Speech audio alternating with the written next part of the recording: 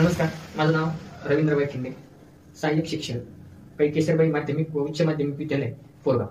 आजचा विषय आहे महिला सशक्तीकरण.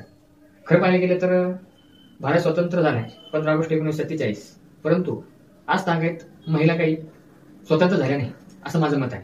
महिला सशक्तीकरण म्हणजे महिलांना समाजात समान संधी आणि स्वतंत्र मिळवण्याची प्रक्रिया होय.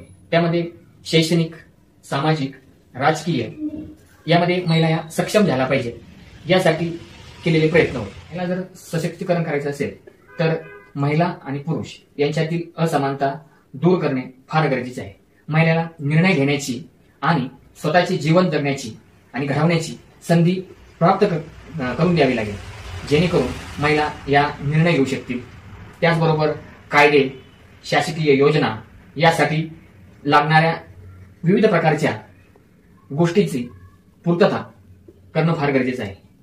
आतापर्यंत जर विचार केला तर राजकीय क्षेत्रामध्ये सुद्धा महिलांना आरक्षण दिलंय. सशक्तीकरण करायचे असेल तर काय करायला लागेल? सगळ्यात पहिलं शैक्षणिक सक्षमता आणावी लागेल. त्यामध्ये महिलांना शिक्षणाच्या संधी उपलब्ध करून द्याव्या लागतील. दुसरं, आर्थिक सक्षमता निर्माण करावी लागेल. त्यामध्ये महिला बचत गट असतील, स्वयंसहायता गट असतील, रोजगार असेल, उद्योजकतेचे प्रशिक्षण द्यावे लागेल. मानसिक आणि सामाजिक सक्षमता निर्माण करावी लागेल. त्यामध्ये आत्मविश्वास वाढावा लागेल. बऱ्याच ठिकाणी महिलांमध्ये असलेली आत्मविश्वासता कमी झालेली आहे. त्यांचा आत्मविश्वास कसा वाढेल याकडे लक्ष द्यावे लागेल.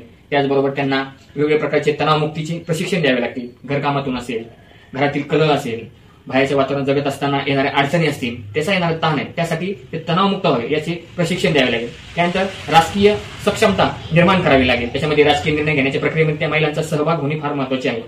आरक्षण त्याच्यामध्ये आलं पाहिजे. या सर्व गोष्टी जर केल्या तर महिला सक्षमीकरणाकडे वळतील आणि त्यांच्या असणाऱ्या वेगवेगळ्या प्रकारच्या योजना राबवणंही फार महत्वाचं आहे. त्याच्यामध्ये महिला हेल्पलाईन नंबर असतील, जसा 1098 हा महिला हेल्पलाईन नंबर आहे. असे बरेचसे जे गव्हर्नमेंट वेगवेगळ्या प्रकारच्या योजना करत असतात त्या त्यांना माहिती असणं गरजेचं आहे. त्यामध्ये असेल सर्व शिक्षा अभियान, त्याचबरोबर बेटी बचाव बेटी पढाव या सशक्तीकरण केल्याचे फायदे महिलांना स्वतःचे निर्णय घेण्याची क्षमता त्यांच्यामध्ये निर्माण होईल. महिला सशक्तीकरण केल्यामुळे समाजाची एकूण प्रगती आणि संस्कार सुद्धा सुधारतात.